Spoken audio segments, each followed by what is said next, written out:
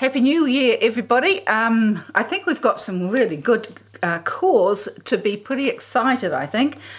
I just had a revelation yesterday about the video that we saw.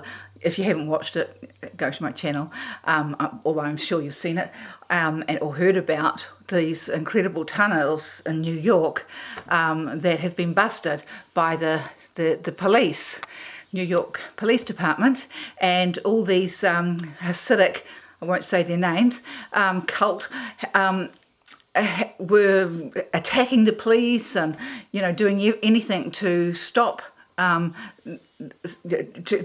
wouldn't get out of the tunnels, but to stop the police from filling them up with concrete. And that sort of got me. I thought, okay, so why, if the police are, busting them, why are they hiding the evidence?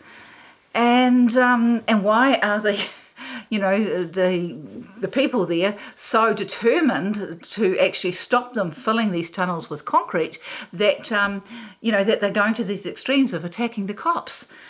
And, it just didn't make sense. And then I thought about the child, what angle that they tried to put in there, with the high chair and the soiled mattresses and all that sort of stuff. And I thought, that's just a little bit too obvious for me. And I remembered a dream that I had, and I found it today, and it was 30th of the 4th, 2021.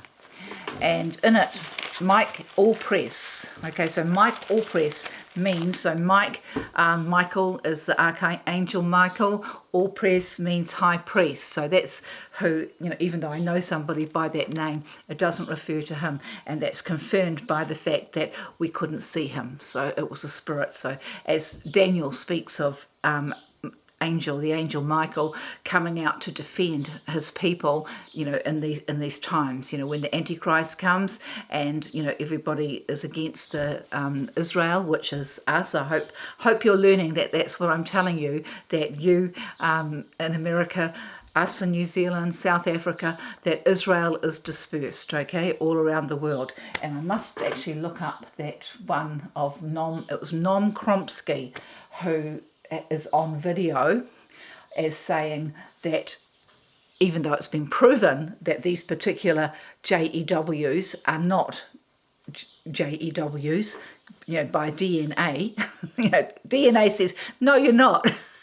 But they say, yes, we are, we are cultural JEWs. So that's pretty much how it's, been going on all these years. So I don't know if I won't. You can look that up if you want to. Anyway, so back to the dream and back to the tunnel. I'll let you watch a little bit of the tunnel in case you haven't seen it. Secret underground tunnel going underneath the synagogue. Look at this guy right here crawling out of the sewer. This is a Hasidic Jew seen crawling out of the sewer after NYPD busts Chabad tunnel network under New York City. This is absolutely astonishing. These are the first leaked photos of this secret underground tunnel. As you can see, there's a bunch of men's clothing just strewn about. There's beer bottles. There is, for some reason, a baby's high chair is under there. This is begging a lot of questions here. What the heck is a baby high chair doing under there in this secret tunnel lair? It also, makes you wonder, why are they pulling stained and soiled mattresses out of the hole that was the entrance to this tunnel as the NYPD showed up to try to fill this thing in with cement? They're literally pulling out soiled and stained mattresses. What on earth is going on here, ladies and gentlemen? Well, we're going to take a look at this. Inside the secret tunnel built by extremist Jewish students, linking historic cleanse. Okay, so you can look that up. It's everywhere, understandably.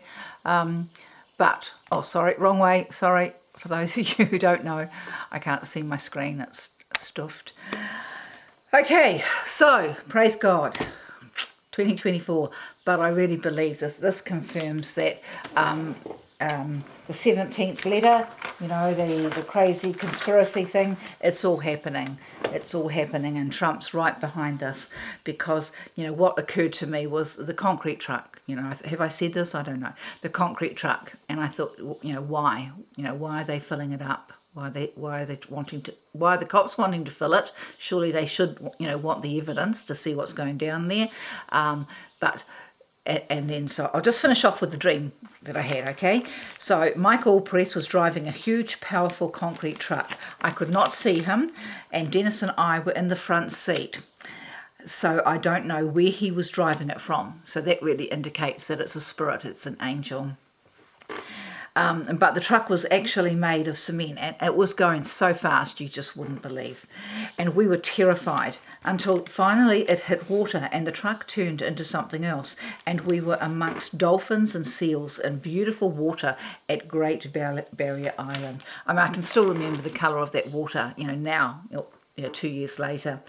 I had another dream that night also, and it spoke of, it was about... same thing, I was in Mike's new house. It wasn't like his real house on Waiheke, but it was a common house which he planned to do up. It was a sun-filled and warm and would do up nicely. There was a large glass double door, so that speaks of prophecy.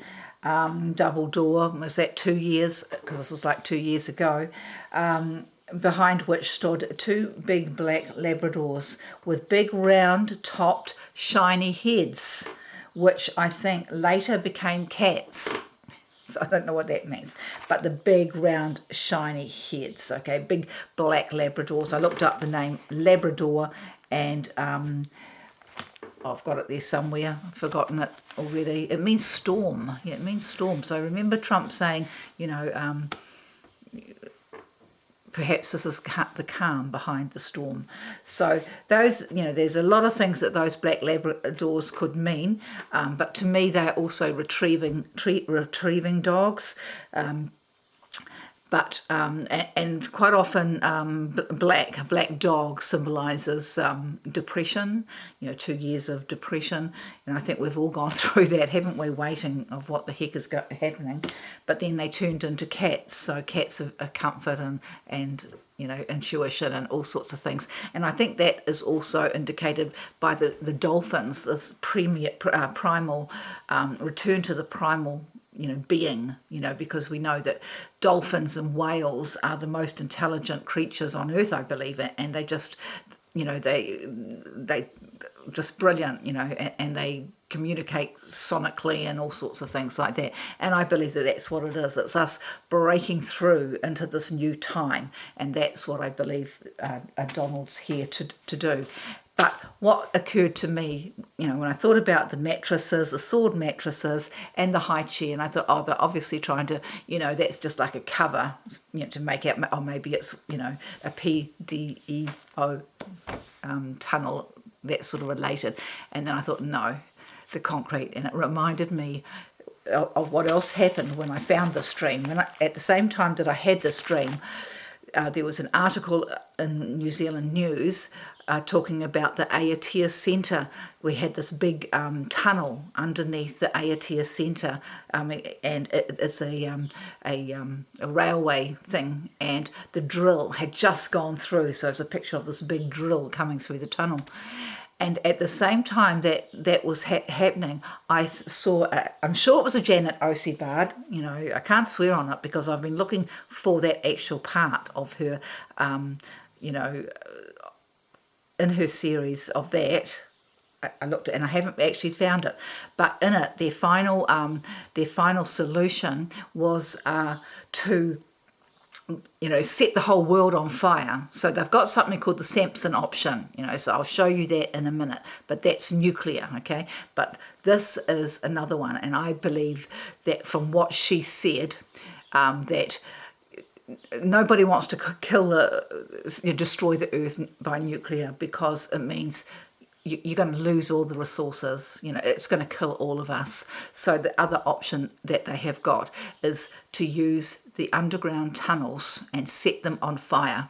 And so that's why they were upset about them filling up with concrete, because this place, this Chabad Lubavitch centre, is the centre, and it's number 77. So obviously it's their perfect headquarters, right?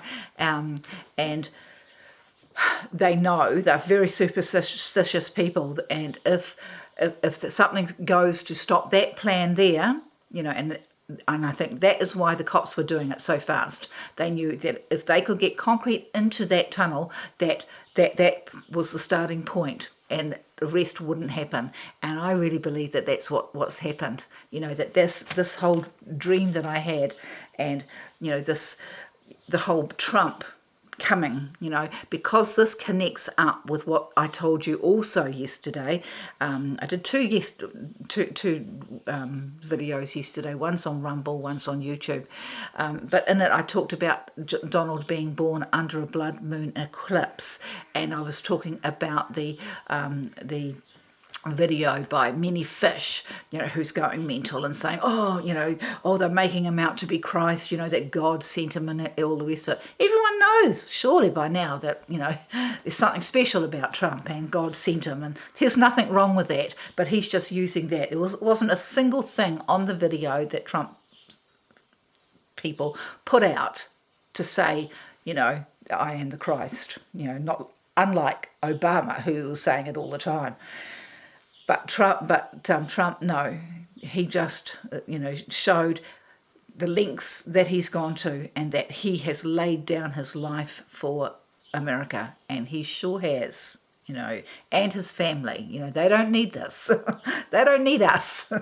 But anyway, so this is what we were at. But what also I saw then was at the same time, so when he was born under this blood moon, 5 minutes later, this guy called Bernard Baruch spoke at the United Nations, and I showed you also how he was an advisor to the presidents, and he'd advised them through First World War and Second World War. So that meant that he was behind the Versailles Agreement, which forced Germany into Second World War.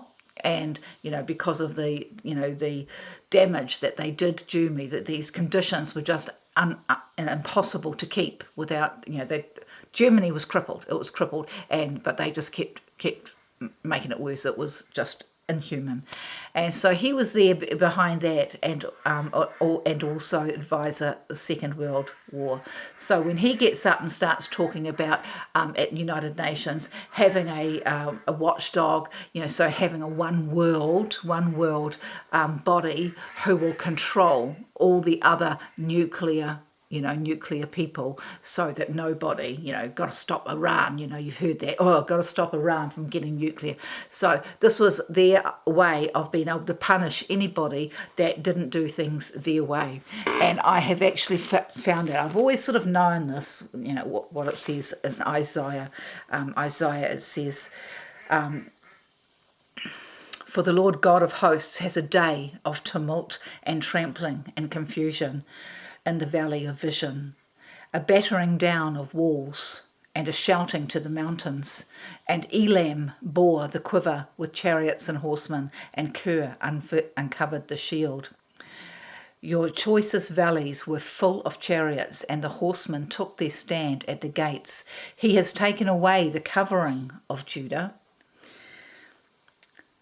And that day, see, your Judah, I showed you yesterday that rabbi showing, on the Robert Sefer videos, that the Phoenicians, that Trump, the reason Trump goes on about genes all the time is because he knows who the real JEWs are, and that he's one of them and not those who are causing the trouble. In that day you looked to the weapons of the house of the forest.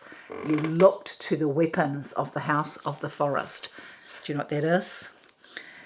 It's the Bohemian Grove. That was where the atomic bomb was devised, at the Bohemian Grove. And you saw that the breaches of the city of David were many. Okay, so look it up. That's Isaiah 22 and 22. 5, okay, onwards, and make of it what you will. I know what I make of it. But today, even though I couldn't find the actual video of their final option, I looked up the Sampson option, and I found, so this is also, I'll try and get as much done here.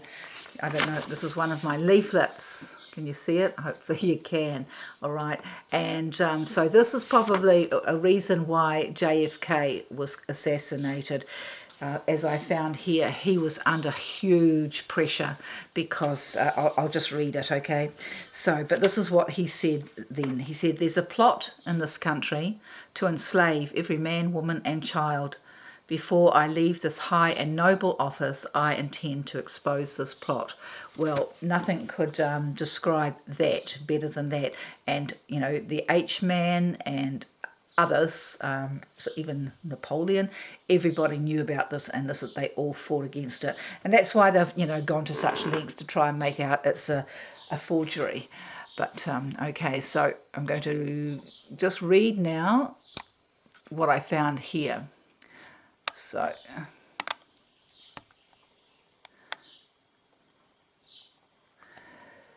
okay, so this, okay, so I won't be able to tell you what it is now. So this is the Sampson option, Israel's nuclear arsenal and America. So down here we've got here, so this is page 128.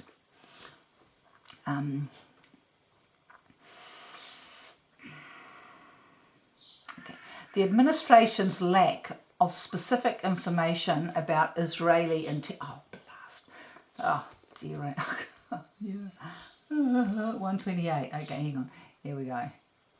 The administration's lack of specific information about Israeli intentions was complicated by the fact, as the president had to know, that many senior members of Congress supported the concept of a nuclear-armed Israel. So you remember, this is going against everything that I read yesterday, what this guy, you know, Barak, was meant to, you know, be standing at the United Nations for, you know, and their whole plan was to get rid of all nuclear weapons.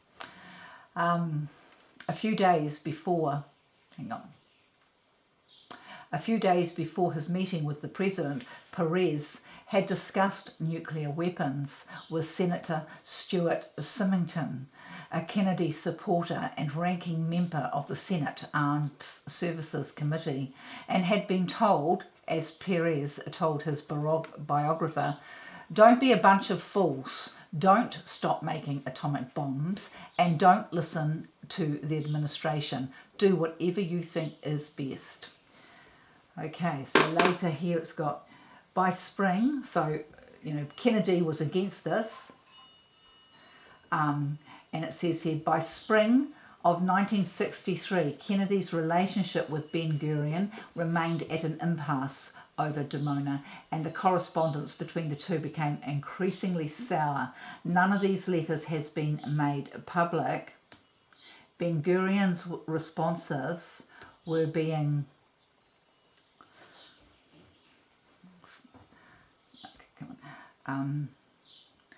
what? Oh, you swine.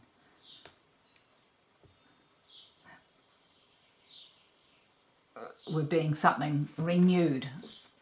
Okay, hang on. 132, hang on. Okay, Ben-Gurion's responses were being, must be renewed.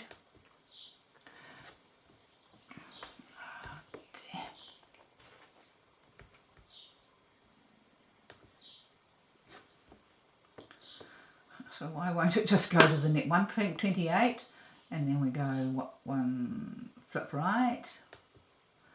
Should be 129, shouldn't it? No, it's 130, isn't it?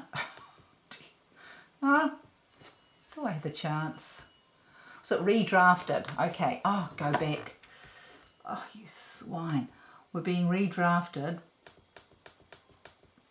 by. Okay.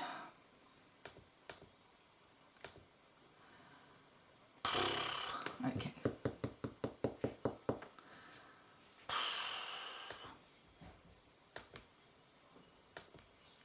redrafted by Yuval Neeman, a physicist and Defense Ministry intelligence officer who was directly involved in the nuclear weapons program. It was not a friendly exchange, Neeman recalled. Kennedy was writing like a bully. It was brutal. The president made sure that the Israeli prime minister paid for his defiance. In late April, Egypt, Syria and Iraq united to form the short-lived Arab Federation. Such unity was Ben-Gurion's reoccurring nightmare. He instinctively turned to Washington and proposed in a letter to the president that the United States and Soviet Union join forces to publicly declare the territorial integrity and security of every Middle Eastern state. Okay, it says, if you can spare an hour or two for discussion with me on the situation and possible solutions, Ben-Gurion asked. I am prepared to fly to Washington at your convenience and without any publicity. Kennedy rejected Ben-Gurion's offer of a state visit and expressed real reservations, according to Ben-Gurion's biography, about any joint statement on the issue with the Soviets. 5 days later, a disappointed Ben-Gurion sent a second note to Kennedy. Mr. President, my people have the right to exist, and this existence is in danger. Yada yada, same old, eh? Same old. Me again. So, as you can see, your president was under a lot of pressure, and this is what I believe it's all about. That this is all it's all going ahead, and that these two men were best of mates, and that Trump did what he did for that family and for America, because he knows the secrets as well. So where am I? So I've got that there. I've now been okay. So I'll take you now to the blood moon prophecies of Pastor Steve Cicolanti. Okay, sorry, but it's so hot today, So, okay, here we go. Australian pastor. Okay, here he is there doing it. Okay, so got to be somebody else doing it, isn't it?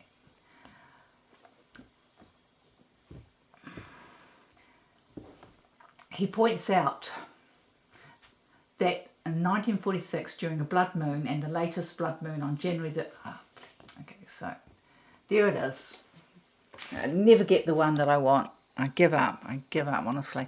But, it can't be any coincidence that, on 1946, on the same day that this guy did the nuclear, so-called deal, and Israel was cheating the whole time, and they've got this arsenal the whole time, while getting up to the United Nations every year and screaming about anybody else who should try and get one to protect themselves from them, as we can see with what is happening now.